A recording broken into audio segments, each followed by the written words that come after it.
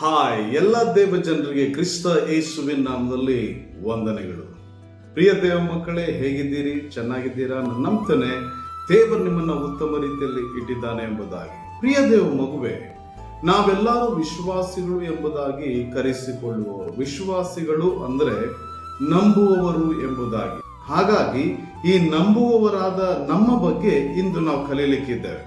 ಇಂದು ವಿಶ್ವಾಸಿಗಳು ಅನಿಸಿಕೊಳ್ಳುವಂತ ನಮಗೆ ನಂಬಿಕೆ ಇದೆಯಾ? ಯಾಕಂದ್ರೆ ನಂಬಿಕೆ ಅನ್ನುವಂಥದ್ದು ಬಹಳ ಪ್ರಾಮುಖ್ಯ. ದೇವರ ವಾಕ್ಯ ಹೇಳ್ತದೆ, ನಂಬಿಕೆ ಇಲ್ಲದೆ ದೇವರನ್ನ ಮೆಚ್ಚಿಸುವುದು ಅಸಾಧ್ಯ ಎಂಬುದಾಗಿ. ಅಂದ್ರೆ ದೇವರು ಒಂದು ವೇಳೆ ನಮ್ಮನ್ನ ಮೆಚ್ಚಬೇಕು ಅಂದ್ರೆ ನಮ್ಮಲ್ಲಿ ನಂಬಿಕೆ ಇರಬೇಕು ಎಂಬುದಾಗಿ ಅದರ ಅರ್ಥ ಆಗಿರ್ತದೆ. ಪ್ರಿಯ ದೇವ ಮಕ್ಕಳೇ, ಒಂದ್ಸಾರಿ ನಾವು ನೋಹನ ಕುರಿತಾಗಿ ಆಲೋಚನೆ ಮಾಡಿಕೊಳ್ಳೋಣ. ದೇವರು ನೋಹನ 500ನೇ ವರ್ಷದಲ್ಲಿ ಅವನಿಗೆ ದರ್ಶನವನ್ನು ಕೊಟ್ಟು ಅವನಿಗೆ ಹೇಳ್ತಾರೆ, ನೋಡು, ಲೋಕವು ಬಹಳವಾಗಿ ಕೆಡಲ್ಪಟ್ಟದೆ, ಲೋಕವನ್ನು ನಾನು ನಾಶ ಮಾಡ್ತಾ ಇದ್ದೇನೆ, ಆ ಲೋಕದಲ್ಲಿ ನೀತಿವಂತನಾಗಿರುವಂತ ನಿನ್ನನ್ನು ಮಾತ್ರ ನಾನು ರಕ್ಷಿಸ್ತಾ ಇದ್ದೇನೆ ಎಂಬುದಾಗಿ ದೇವರು ಹೇಳ್ತಾರೆ. ಅಂದ್ರೆ ದೇವರು ಹೇಳಿದಂತ ವಿಷಯಗಳನ್ನ ಜಾಗ್ರತೆ ಕೇಳಿಸ್ಕೊಳ್ಳಿ. ನೋಹನಿಗೆ ಹೇಳಿದಂತ ಮೊದಲನೇ ವಿಷಯ ಏನಪ್ಪ ಅಂದ್ರೆ, ಲೋಕವನ್ನ ಜಲಪ್ರಳಯದಿಂದ ನಾಶ ಮಾಡ್ತೇನೆ. ಅಂದ್ರೆ ದೇವರು ನಾಶ ಮಾಡ್ತೀನಿ ಅಂತ ಹೇಳ್ದ, ಆದ್ರೆ ಹೇಗೆ ನಾಶ ಮಾಡ್ತೇನೆ? ಜಲಪ್ರಳಯದಿಂದ ನಾಶ ಮಾಡ್ತೀನಿ ಎಂಬುದಾಗಿ. ಈಗ ಈ ಎರಡು ವಿಷಯಗಳನ್ನ ಆಲೋಚನೆ ಮಾಡಿಕೊಳ್ಳೋಣ, ಜಲಪ್ರಳಯ ಮತ್ತು ಈ ಲೋಕ ನಾಶದ ಬಗ್ಗೆ ನೋಡಿಕೊಳ್ಳೋಣ. ಜಲಪ್ರಳಯ ಹೇಗೆ ಬರ್ತದಪ್ಪ ಅಂದ್ರೆ, ಮಳೆ ಬರಬೇಕು, ಮಳೆ ಜಾಸ್ತಿ ಆದದ್ದರಿಂದ ನಮ್ಗೇನಾಗ್ತದೆ, ಜಲಪ್ರಳಯ ಉಂಟಾಗಿ ಅಲ್ಲಿ ವಿನಾಶ ಉಂಟಾಗ್ತದೆ. ಈಗ ನೋಹನ ಕಾಲದಲ್ಲಿ ಅಂದಿಗೆ ಲೋಕ ಸೃಷ್ಟಿಯಾಗಿ 2000 ವರ್ಷವಾಗಿದ್ರು ಸಹ ಅಲ್ಲಿಯ ತನಕ ಮಳೆ ಆಗ್ಲಿ, ಈ ಜಲಪ್ರಳಯದ ವಾತಾವರಣವಾಗ್ಲಿ ಎಲ್ಲಿ ನೋಡಿರ್ಲಿಕ್ಕೆ ಸಾಧ್ಯ ಇಲ್ಲ. ಅಂದ್ರೆ ಅಲ್ಲಿ ತನಕ ಅವನು ಜಲಪ್ರಳಯವನ್ನ ನೋಡಿಲ್ಲ, ಜಲಪ್ರಳಯದ ಕುರಿತು ಕೇಳಿಸ್ಕೊಂಡಿಲ್ಲ, ಮತ್ತೆ ಮಳೆಯನ್ನು ಸಹ ಅವನು ನೋಡಿಲ್ಲ.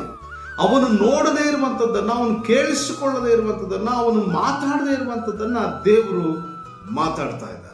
ಈಗ ಅಂತ ವಿಷಯವನ್ನ ದೇವರು ನೋಹನೊಟ್ಟಿಗೆ ಹೇಳಿದಾಗ ನೋಹನು ಹೇಗೆ ನಂಬಲಿಕ್ಕೆ ಸಾಧ್ಯ? ಬೈಬಲ್ ವಾಕ್ಯ ಹೇಳ್ತದೆ, ಇಬ್ರಿಯ ಪತ್ರಿಕೆ 11ನೇ ಅಧ್ಯಾಯದಲ್ಲಿ, ಅವನು ಗೊತ್ತಿಲ್ಲದ ವಿಷಯಗಳನ್ನ ಕೇಳಲ್ಪಟ್ಟಾಗ್ಯೂ ಅವನು ನಂಬಿದ್ನು ಎಂಬುದಾಗಿ ಮಾತಾಡ್ತದೆ. ಅಂದ್ರೆ ನೋಡಿ, ಜಾಗ್ರತೆ ಕೇಳಿಸ್ಕೊಡು. ನಾವು ಯಾವುದನ್ನು ನಂಬಬೇಕು ಅಂದ್ರೆ, ನಮ್ಮ ಜೀವನದಲ್ಲಿ ಎಂದಿಗೂ ಕೇಳದೇ ಇರುವಂತ, ಕಾಣದೇ ಇರುವಂತ, ನೋಡದೇ ಇರುವಂತ ವಿಷಯಗಳನ್ನ ದೇವರು ಮಾಡ್ತೀನಿ ಎಂಬುದಾಗಿ ನಾವು ನಂಬಲಿಕ್ಕೆ ಸಿದ್ಧರಾಗ್ಬಿಡ್ಬೇಕು. ನಂಬಿಕೆ ಅಂದ್ರೆ ಅದೇ ಆಗಿರ್ತದೆ ಪ್ರಿಯ ದೇವ ಮಕ್ಕಳೇ.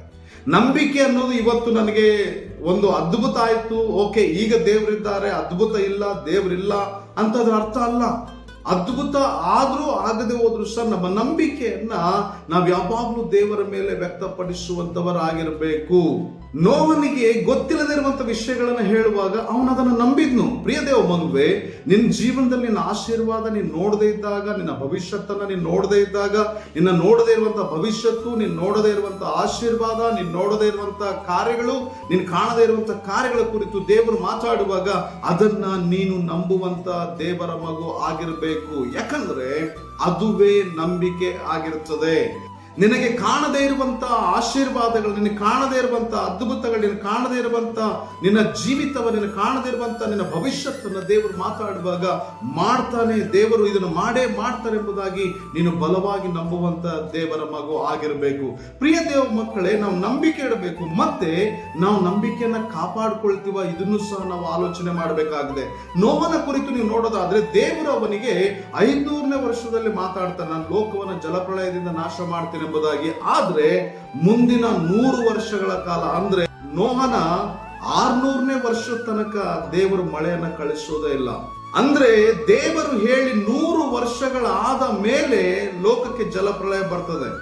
ನೋಹನು ತನಗೆ ಹೇಳಲ್ಪಟ್ಟಂತ ಆ ಒಂದು ನಂಬಿಕೆಯ ಮಾತುಗಳನ್ನ ಎಷ್ಟು ತನಕ ಕಾಪಾಡಿಕೊಂಡ ಅಂದ್ರೆ 100 ವರ್ಷಗಳ ಕಾಲ ಅದನ್ನ ಕಾಪಾಡಿಕೊಂಡ. ಪ್ರಿಯ ದೇವ ಮಗುವೆ, ನೀನು ಒಂದಕ್ಕಾಗಿ ಪ್ರಾರ್ಥಿಸಿ, ಒಂದಕ್ಕಾಗಿ ಎದುರು ನೋಡಿ, ನಿನ್ನ ಜೀವನದಲ್ಲಿ ಏನೋ ಆಗಬೇಕೆಂಬುದಾಗಿ ನೀನು ಎದುರು ನೋಡುತ್ತಿರುವಂತ ಕಾರ್ಯಗಳಿಗಾಗಿ ನೀನು ಎಷ್ಟು ದಿನಗಳ ತನಕ ನಂಬಿಕೆಯನ್ನ ಇಟ್ಟಿದ್ದಿ? ಎಲ್ಲಿಯ ತನಕ ನೀನು ನಂಬಿಕೆಯನ್ನ ಕಾಪಾಡಿಕೊಂಡಿದ್ದಿ? ಆಲೋಚಿಸು.